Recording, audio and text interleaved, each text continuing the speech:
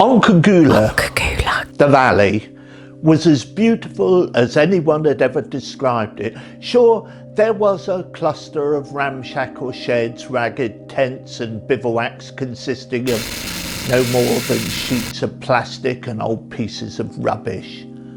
But the folded landscape of the valley, where it lay, and the golden light that suffused everything gave it a particular, heart-stopping, melancholy beauty. Oncoogoola.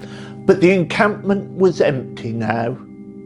Those who had waited here had been transferred and their bodies carried up to the caves in the mountain that rose in splendour beyond. The mother stopped here only briefly, pushing at the litter of discarded personal articles that lay scattered around with her foot, before carrying on up the steep, stony path. She felt no fear or dread or unease as she took her small steps into the cave mouth. She rummaged in the satchel slung across her shoulders, found a torch, and followed its beam deeper into the mountain. Oncoogoola. The cavern, when she came to it, was enormous. The torch could not penetrate to the walls or roof, but the air was clean and dry, and she saw at once the bodies stacked in seemingly endless racks against the walls.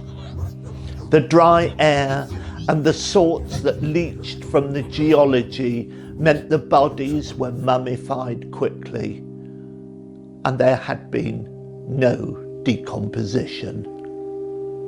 Working from the cavern entrance, she examined each rack in turn, and it was only the 20th she came to that held the boy. It was Brian, her son, stiff and crystalline, and looking as he had not done in life, at peace. She touched his cheeks briefly with her lips, and turning sharply, made her way out without once looking back. There would be others out there, she thought, others like her, unimpeded by the implant.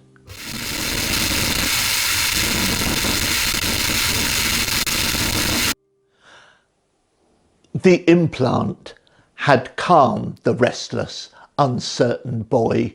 She saw how he was now able to sit quite still on the sofa, staring straight ahead, yet, she supposed, participating in some way in the great complexities of humanity, somewhere that she was not yet willing to follow. Are you eating? She drummed her fingers on the kitchen table. He was unmoving. Pizza or ravioli? You choose. Oncoogoola interrupted. Oncoogoola can help you make some healthy eating choices. Christ, she thought. Is this right? The boy remained impassive, calmly. She sat at the kitchen table, eating freezer meals and drinking red wine, watching him and wondering at the transformation that had been wrought. But she could not follow him, not see the great life he was now leading, freed from all the cares that she seemed to have loaded on him from his difficult birth onwards. Her fingers drummed some more. Again, Oncoogoola interrupted. If you are anxious, Oncoogoola can help you choose some uplifting music. I'm choosing AC/DC, she said, going over to her vinyl collection. She didn't really want to listen to AC/DC, but it felt somehow to be some sort of statement. What she was watching from the kitchen table was the singularity, the fusion of humanity with the machine. Through it, all human beings came together. It was magnificent, a wonderful development. Oncoogoola elevated those who were incapacitated and for whom there was still no return to mobility. It deleted the idea of colour and race and sex and creed. Hand in virtual hand, humankind strode forward from the digital age to the age of being and understanding, the age of Oncoogoola. Oncoogoola. When even someone as incomplete as Brian had a place.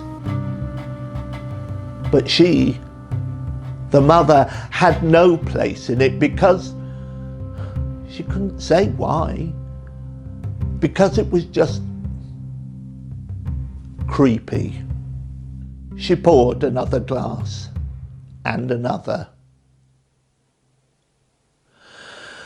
And then, one morning, Brian was gone from his place on the sofa. Thick-headed and blinking, she knew what had happened, but she still felt obliged to ask where Brian was. And because Oncoogoola was not a sentient being and could not lie, it told her. After the miserable life she had bequeathed him, Brian had started on the journey to fulfillment. Of course, she was happy for him, but as she turned away from the table, tears were running down her cheeks. She lay awake at night, pummeling the pillows with her fist. What sort of mother was she?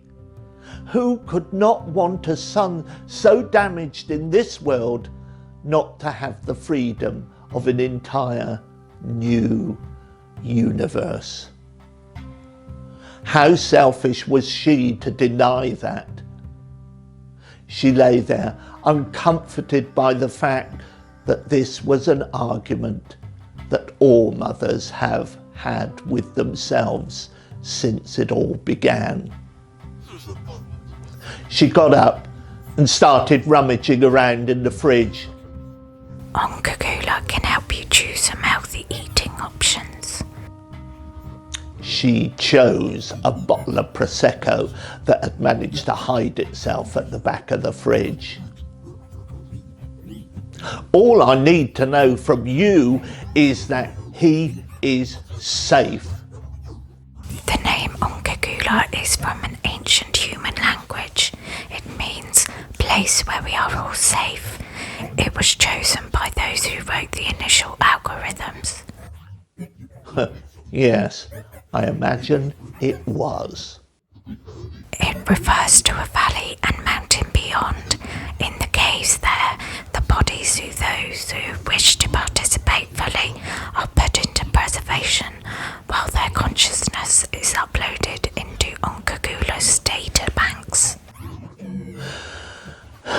So, do you think I should give in? Have the implant?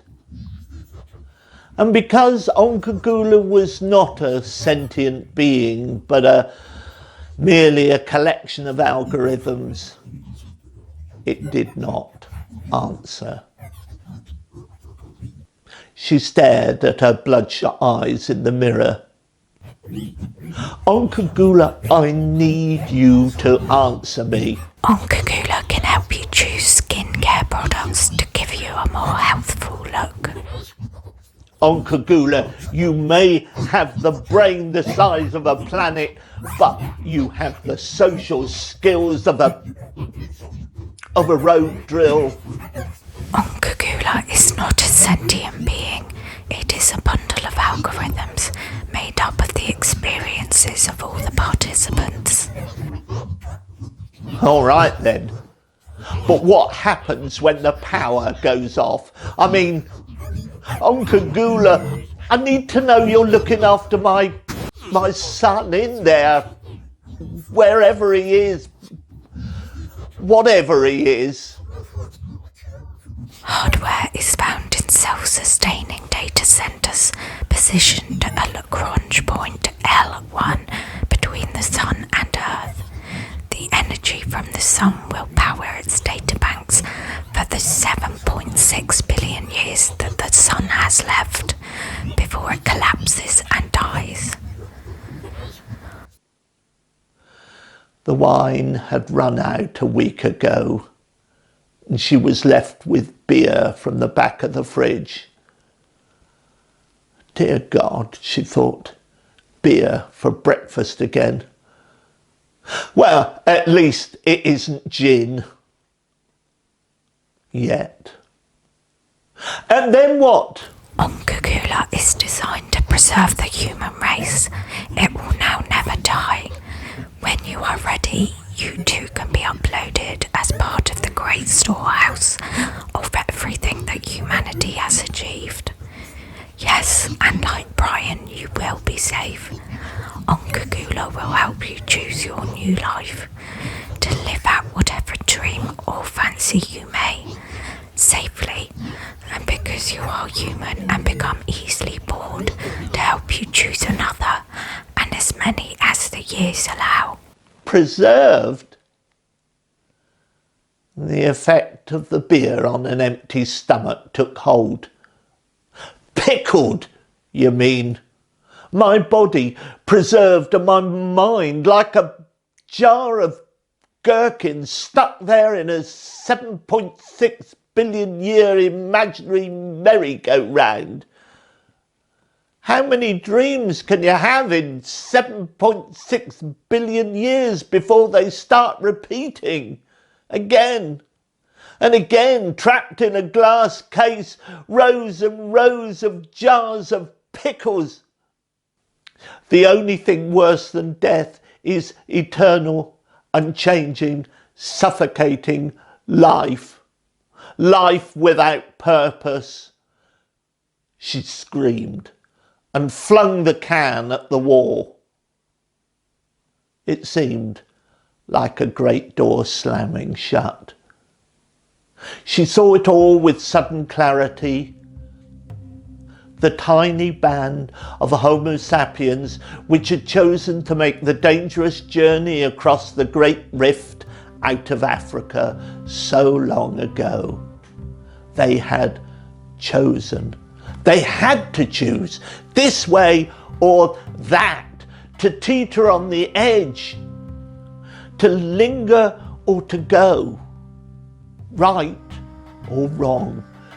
Creativity, humanity, release from prison came from choosing to go on, to accept the unknown, whatever it may bring.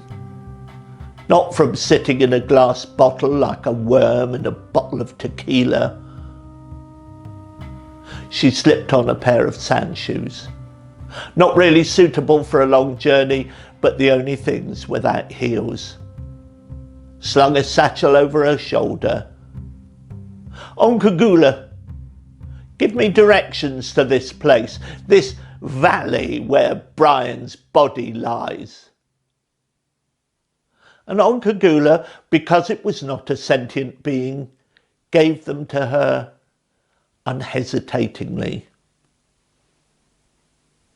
He's not uploaded, or whatever you call it. He's dead. He may be in heaven, captain of a Starfleet cruiser, but he's dead, along with the rest of humanity. And I don't want any part of your lousy pickle factory. You can take all my data and stuff it where the sun doesn't shine. And Oncoogoola, as it was not a sentient being, could only follow the algorithms that had been written for it, and expunged her from its data banks.